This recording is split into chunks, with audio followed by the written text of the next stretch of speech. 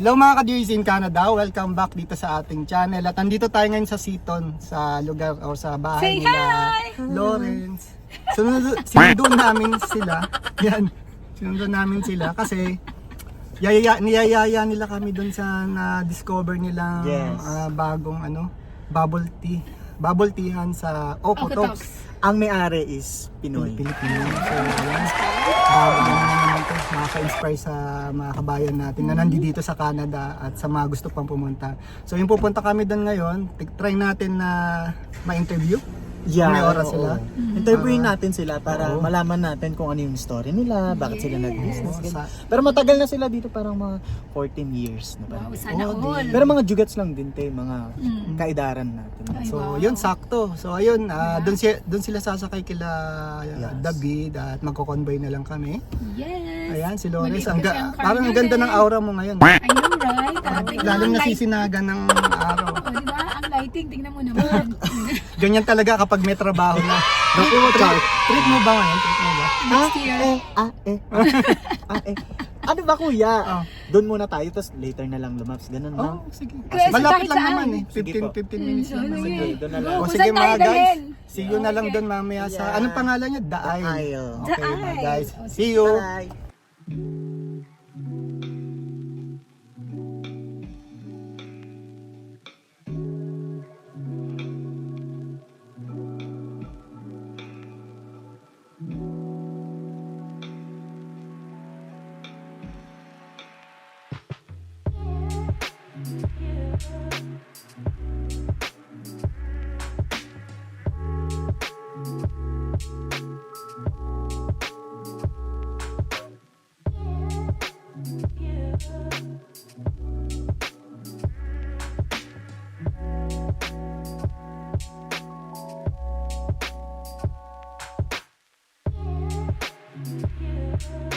So yun mga guys, andito na tayo sa may Okotoks at nandito tayo sa location ng The Isle kung saan sila nakalocate. The Isle, Bubble Tea and Cafe. So yun, nandun na yung mga kasama natin. Tara, pasok tayo sa loob guys. Tingnan natin kung anong meron, kung anong latest o kung ano yung kakaiba sa bubble tea nila kumpara din sa mga nagsusulpot ang mga bagong bubble tea shop dito sa Calgary.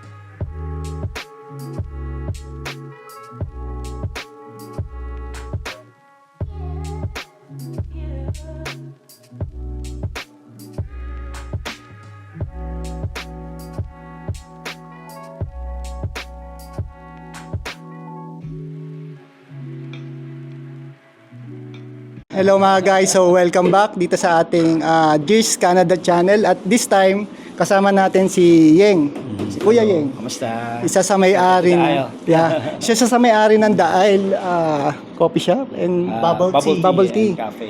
Yeah. So, You have. Lawrence. Hi, Lawrence here. So makikipagkwentuhan lang tayo saglit kay Kuya Yeng para malaman natin kung ano yung background, kung paano sila ng magpa-partners nila na nakapag-set up ng ganitong business.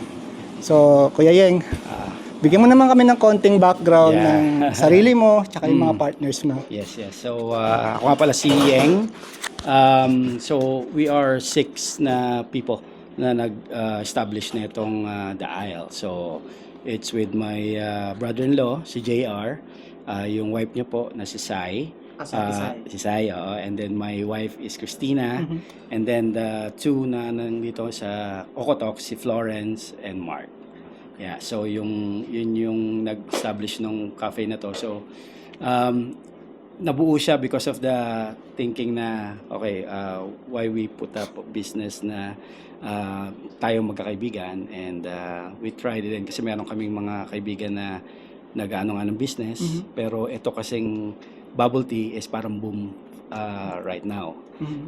And then yun nga na build up namin na why, kasi yung si Florence magaling sa mga food, tapos yung bayo ko naman si JR normally nag-ano rin siya sa mga food business. I work as a food business din pero hindi ako ganun kaano, so more on automotive kasi rin ako.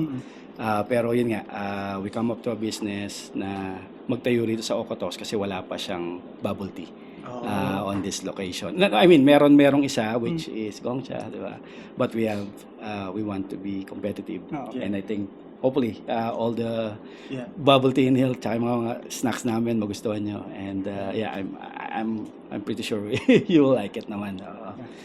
Originally, sila kuya kasi is taga Calgary talaga. Yes, tama. And then yun nga, nasabi nga nila, ano yung deciding factor nyo kuya? Bakit sa Okotoks kayo So, yun nga, kasi parang wala pang bubble tea na, well, merong isa na nandun sa further side ng Okotoks.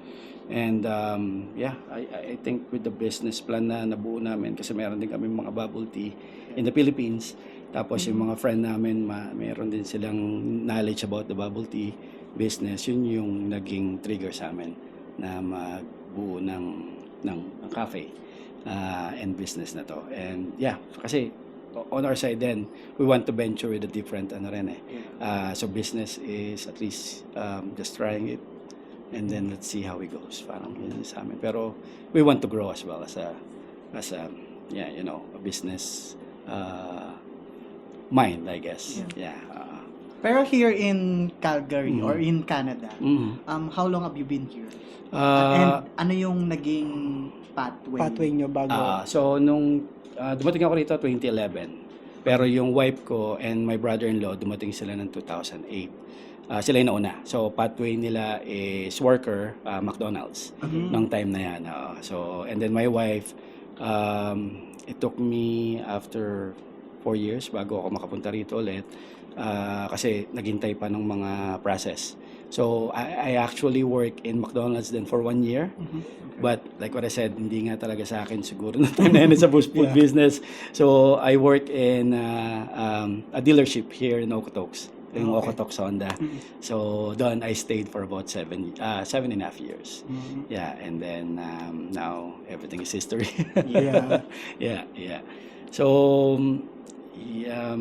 So aside sa business nyo na bubble tea, meron pa ba, may full-time ka ngayon, sir? Or Yes, I'm working at CarStar right now. Okay.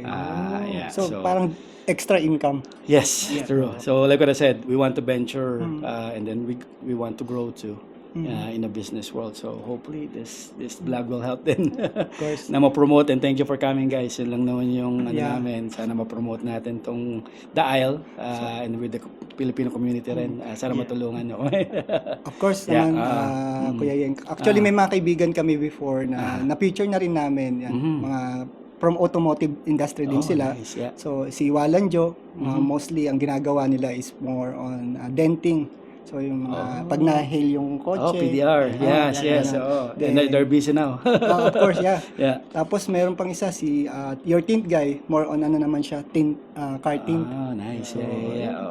Actually, nakita rin namin to sa TikTok. Okay. And then, parang Instagram. last week. Last week, yung friends namin, we decided na i-visit nga to. So, syempre, ang inisip namin, syempre, support natin. Thank you. Salamat. Kasi, noong time nga na yun, which is Sai. Siya yun more on our marketing strategies. Si Florence, yung rin namin. So, pero si Sai kasi yung nagpuput up ng mga TikTok namin. So, sayang wala sila ngayon kasi mga nakabakasyon. So, actually, siya yung kausap ko po. Kaya nga. And then, last night, tumawag ako sa kanya. Kaso nasa Edmonton daw po siya. Kasi birthday ng anak niya ngayon. And then, nabanggit nga rin po kasi namin last na visit namin dito na we have a friend na vlogger sa YouTube, ganyan-ganyan. So, Even thank you, sa FB, thank you. nag-start na siya sa Reels, ganyan. Yes. Baka pwedeng Makatulong. punta kami dito, i-feature Feature. namin. Oo ganyan. naman. Alam mo naman yung sa malilit na bagay Yes. makatulong Yeah. tayo. Thank you. That's why So, I'm very thankful sa inyo kasi yun yung kailangan natin ngayon, especially Oo. with the Yeah. world right now, more on social media. Social media. So we want Connection. to promote. Exactly.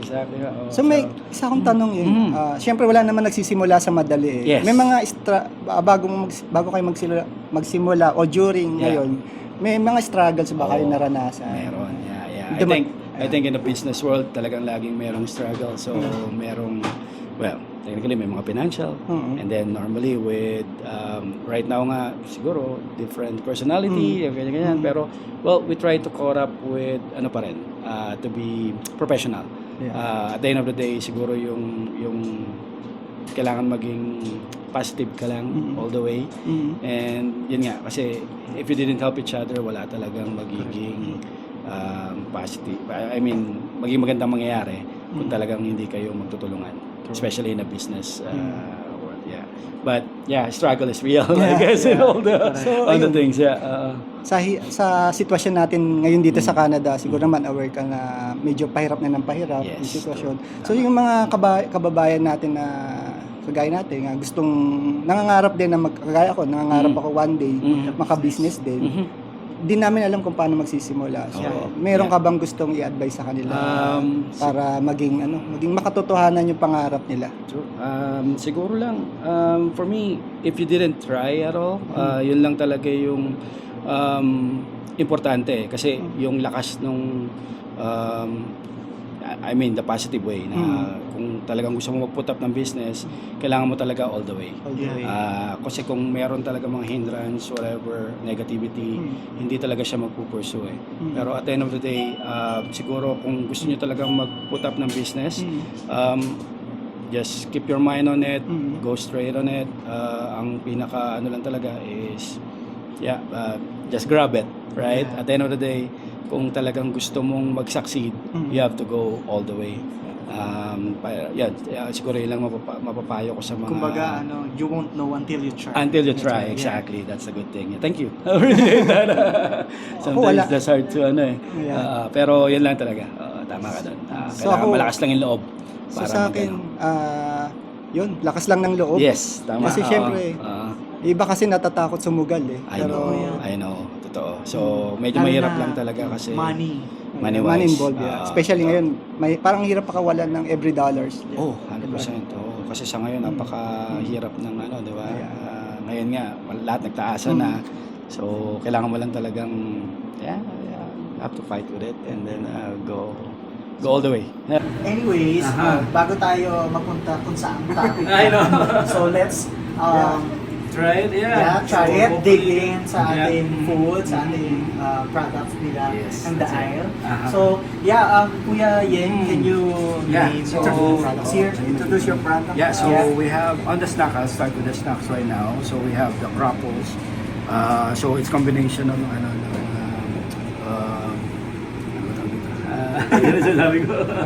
Waffle and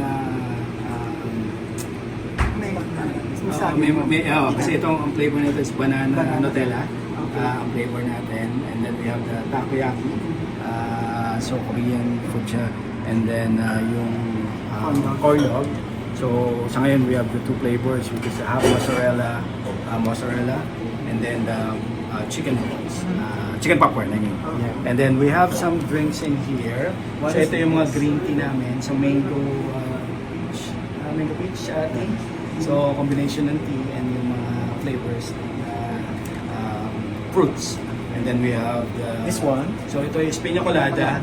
So parang shakes din siya na merong taste ng piña, coconut. And this one, aming normal, the brown sugar. Yes. That's right. All-time favorite. All-time favorite, Yeah. exactly. Pagka medyo undecided ka, just go with that. And then this is the avocado, Graham. Yeah, avocado Graham Graham cheesecake. Ito kakaiba yung avocado. Yeah. So So, may approach siya. Oo, so, meron kasi siyang Graham around, the cheesecake na nilalagay namin for the flavors. And that's the lastly, bestseller namin in the summer, which is the Halhal. Yeah, so Filipino flavor siya talaga. So, hope you like it po. Ano yung masasabi mo mag-stand out dito sa The Isle kumpara dun sa mga cafe. ibang bubble shop? Bubble tea shop? So, actually, I can say na more or yung mga bubble tea namin is really good yung flavor compare sa mga nag-establish na rin. Yeah. I think the flavoring is what we got. And then we mixed up with some of the, Filipino taste. Filipino taste right now with the halo-halo. Yeah. And then we're coming up with a different ano pa rin siguro next time. So hopefully by summer we will have like scramble like yun ang mga Which ano is, natin. yung mga bata pa tayo, Yes, no? Scramble tama. talaga. So hopefully we can make it up. So and then go from there. So we'll just venture with a different flavor. And then the snacks, it's a regular snacks that we provide. So hopefully you like it then. So, Thank you so ako, much, Kuya, sa... Wala na akong tanong, Thank you. Ging. Baka Oh, ikaw, salamat. Lawrence, meron ka pang gusto Ako mong wala habol? naman na akong tanong. Pero yeah, thank you so much sa No problem. Thank you sa pag- pagpunta. amin. Welcome sa amin dito. And Yes. yeah, baka gusto mong ano, Kuya, Invite natin. Invite natin. So, ini-invite ko lahat, all our Filipino friends there, pati yung mga kaibigan namin. Just come over here, The Isle, at Okotoks. Ang name ng store namin, The Isle, Okotoks, Bubble Tea and Cafe. So, nasa ano naman siya, guys? nasa Google na siya. Google Map, Yeah. pati Waze. By the ways, yeah, thank you. So, hopefully, makadaan kayo rito. Yeah.